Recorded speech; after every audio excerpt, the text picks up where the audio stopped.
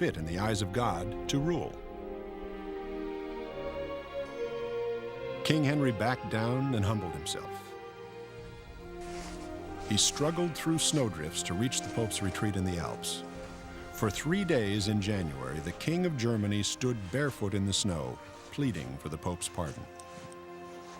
What drove him to seek out the Pope in the snow was not necessarily his guilty conscience, but the fact that all of his nobles refused to obey him because he had been excommunicated. They used, in other words, the papal excommunication for their own political purposes. 7 years later, secure in his power, King Henry had his revenge. He marched on Rome, ousted Pope Gregory, and had his own pope installed. Then he had himself crowned Holy Roman Emperor. Here, a half-mile outside the Vatican, is the Castle St. Angelo, an impregnable fortress that has played a prominent role in Vatican power struggles. Castle St. Angelo was built in the 2nd century by the pagan Emperor Hadrian as a grand tomb for himself. But gradually, Hadrian's tomb was transformed into a papal refuge, surrounded by battlements, topped with lavish living quarters, and most important, joined directly to the papal palace by a protected escape corridor built in the Middle Ages. In the year 1527, Pope Clement VII found himself running for his life down the emergency escape corridor. Clement had deceived the Habsburg Emperor Charles V by holding secret talks with France. Furious, Charles sent an army to Rome, and the troops, unpaid mercenaries, sacked Rome ruthlessly. One of their first targets was Pope Clement's palace. The Pope was guarded by Swiss mercenaries, the forerunners of today's Swiss Guards. He and his Swiss Guards fought their way down this corridor, this very small corridor, at great loss of life to the guards. There were the guards with pikes in front and a group in back, and they simply fought their way all the way down the corridor to get to the Castello Sant'Angelo to avoid Clement VII being taken prisoner. 147 of the Pope's 200 guards were killed. But their heroic combat got Pope Clement to safety inside the massive fortress. Sometimes even the Castle St. Angelo didn't seem safe enough. During the 14th century, Italy was in turmoil and Rome was in chaos. Italian cities waged war on one another, and powerful Roman families bought, bribed, or butchered their way onto the throne of St. Peter. Against that backdrop, the papacy took a remarkable step, a step 400 miles long, all the way to France. A French pope had been elected. He refused to trade the comforts of France for the dangers of Rome. Besides, the French king, Philip IV, was powerful. Better to keep him as a powerful friend close at hand. Turning its back on the Vatican, the papacy settled into Avignon, a walled fortress town in southern France surrounded by rich papal territory. There, a series of French popes built a lavish palace on the banks of the Rhone and devoured the delights of Provence for nearly a century. It was a luxurious, self-imposed exile that came to be called the Babylonian captivity. Avignon was a very pleasant city. If you've visited the papal palace there, you see how magnificent it is. Why would the popes want to go back to that malaria-ridden, dangerous city on the banks of the Tiber? From then on, it was just a series of excuses, really, for the popes not to go to Rome. It was just a domani, tomorrow, we'll do it tomorrow sort of situation. The papal palace in Avignon boasted a chapel with soaring vaults, a grand staircase leading up to reception halls, cloistered courtyards and tranquil gardens. But while the popes frolicked in Avignon, more trouble was brewing in Italy. A bitter power struggle erupted between church factions in Avignon and Rome. Each city claimed to house the true pope. At the height of the struggle, 3 popes fought for power, each one denouncing and excommunicating the others.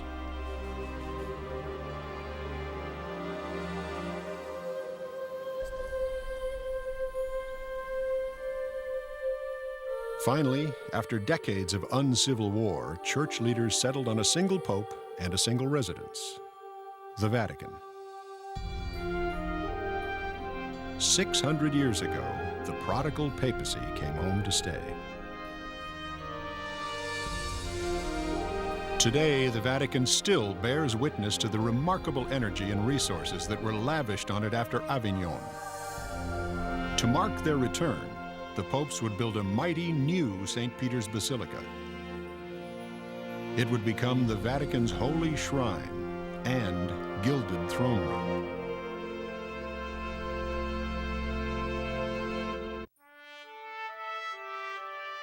The Vatican's most famous landmark is also its supreme symbol, St. Peter's Basilica. The facade of St. Peter's is immense, as big as a football field. Its mighty dome, one of the greatest on Earth, soars 450 feet into the sky, proclaiming St. Peter's presence for miles around.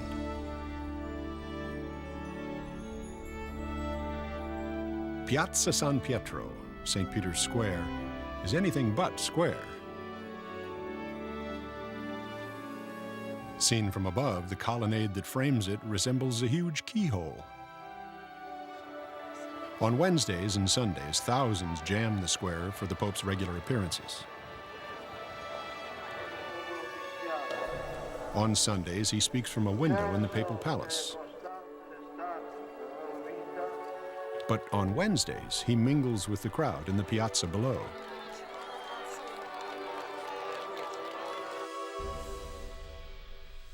This vast gathering place was created 3.5 centuries ago by the architect Gian Lorenzo Bernini.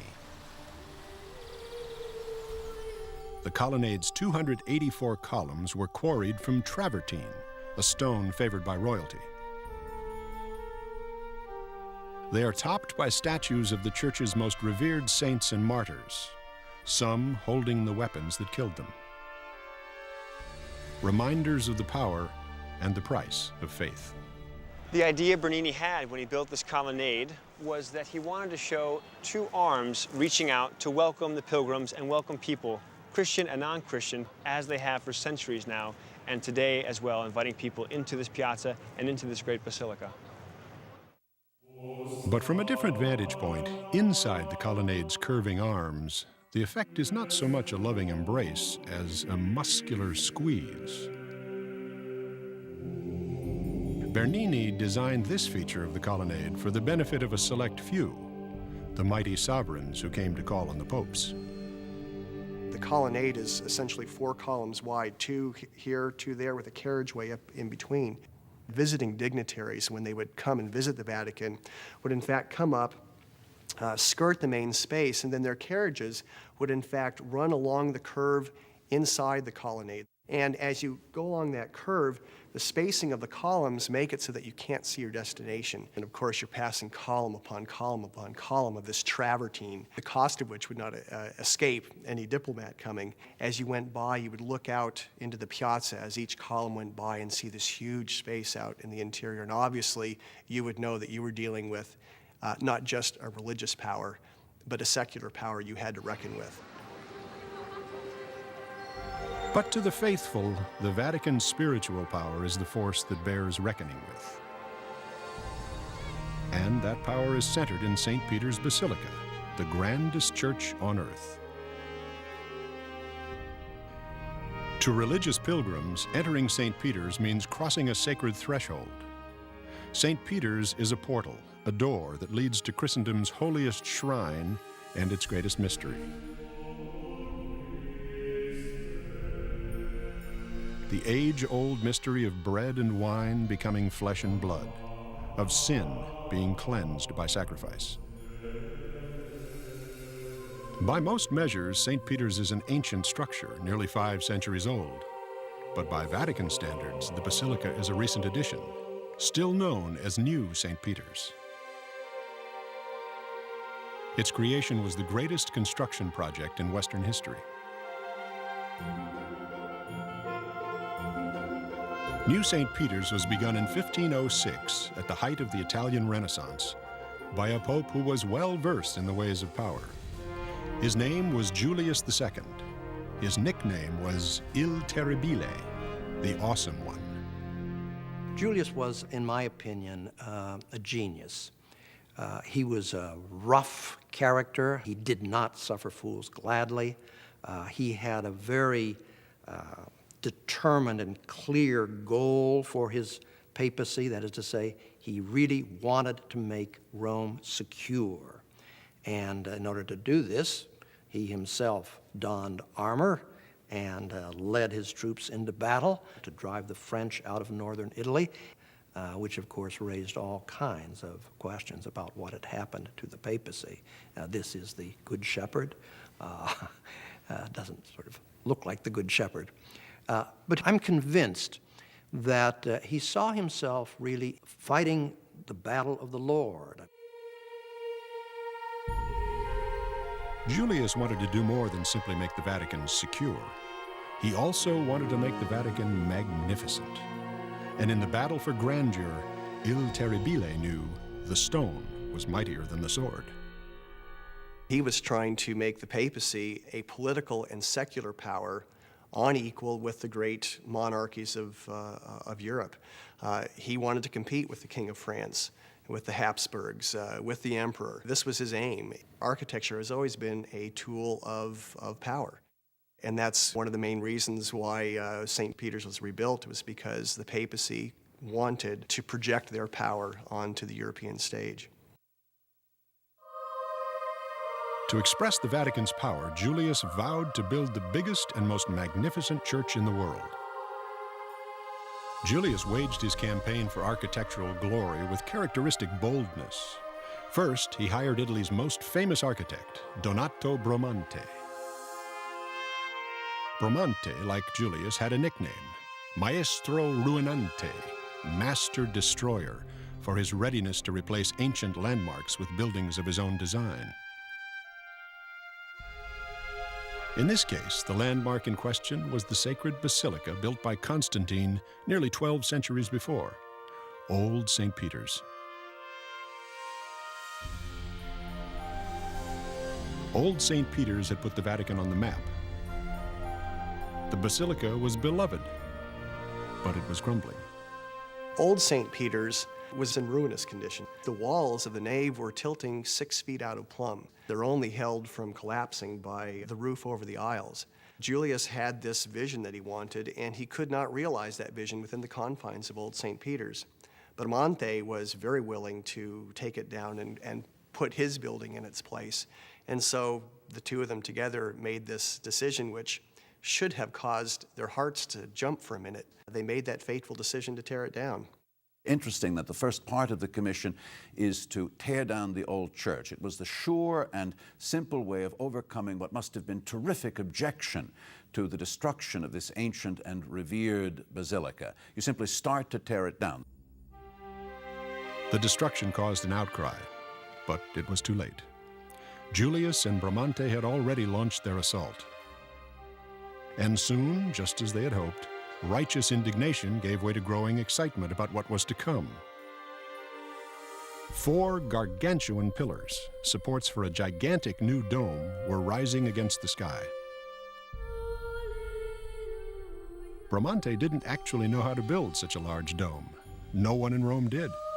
But he went ahead and built the pillars on faith that a way would be found. Bramante and Julius had bitten off more than any mere mortals could chew.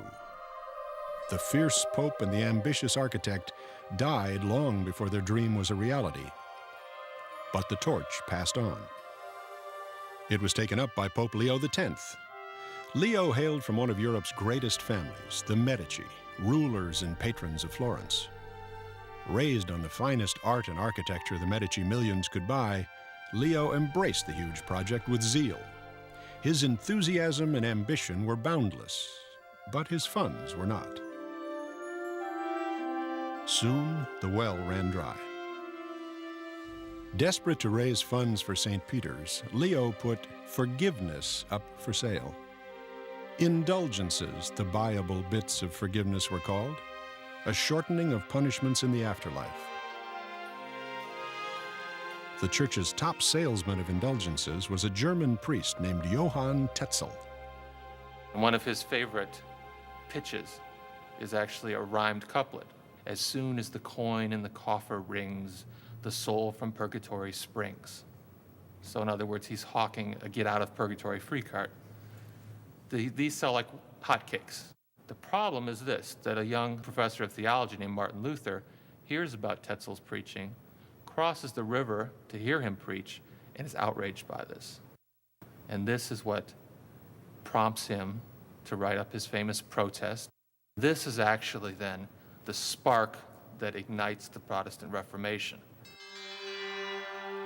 Thousands of Catholics left the church, taking their money with them.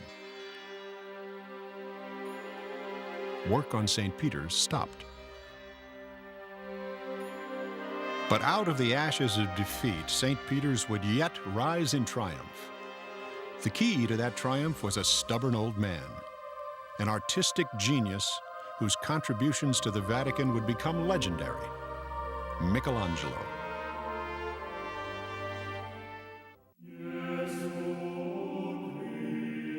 Stretching more than 700 feet from end to end, St. Peter's dwarfs most of the world's churches.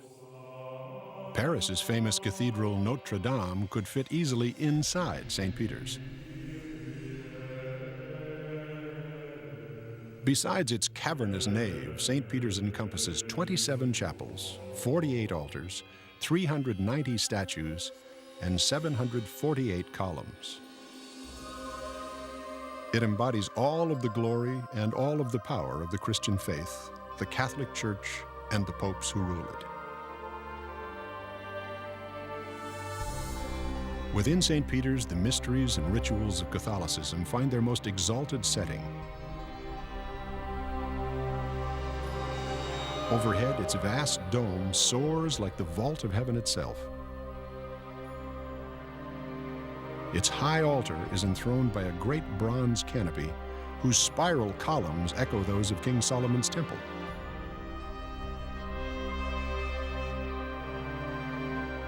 Here, worshipers from all over the world come to pray, to receive the sacraments, to honor holy men and women with beatification, the step that lies just before canonization on the path to sainthood.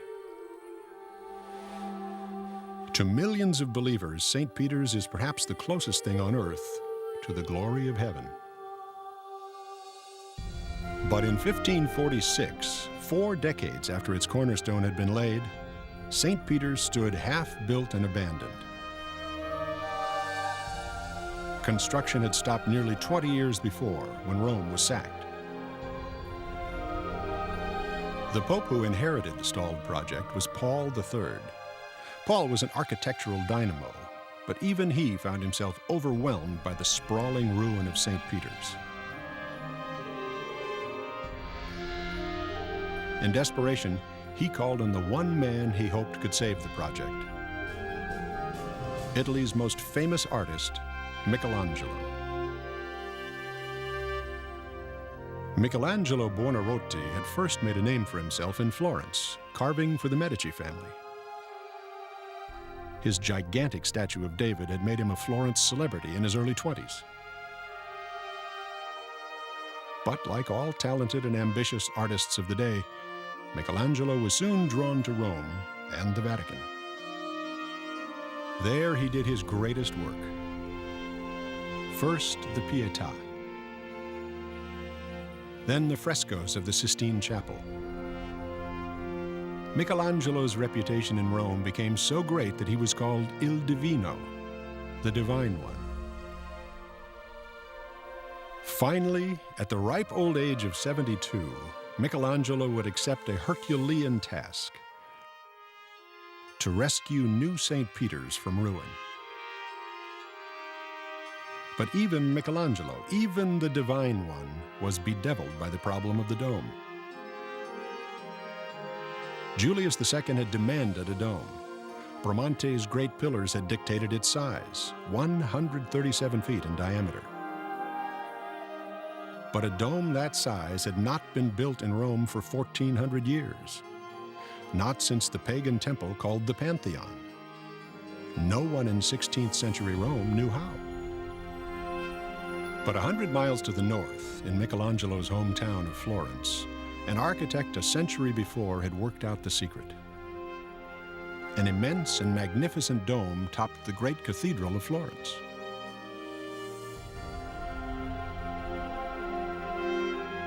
Michelangelo sent a trusted nephew clambering up the 463 steps to the top of Florence Cathedral. The nephew took meticulous measurements and relayed them to Rome. What to build was becoming clearer, but how to build it would pose a far weightier problem. There's a lot of material that's involved in building the dome itself. The dome has about 35 million kilograms of material in it. And the lantern itself is about 1,500 tons. And so you have this quantity of material that needs to be raised up. They had a series of cranes and drawings that were made during construction show very prominently these cranes and lifting devices. But even the cranes weren't enough. Fortunately, Michelangelo had another trick up his sleeve. Even today, architects and engineers marvel at Michelangelo's ingenious plan for delivering stone, metal, and glass to the workers high in the sky. A steady stream of horse-drawn carts ascended and descended on spiral ramps set deep within the walls of the basilica itself. The soaring grace of the finished dome is astonishing. The lantern, all 3 million pounds of it, floats like a wedding cake ornament atop the 75 million pound dome.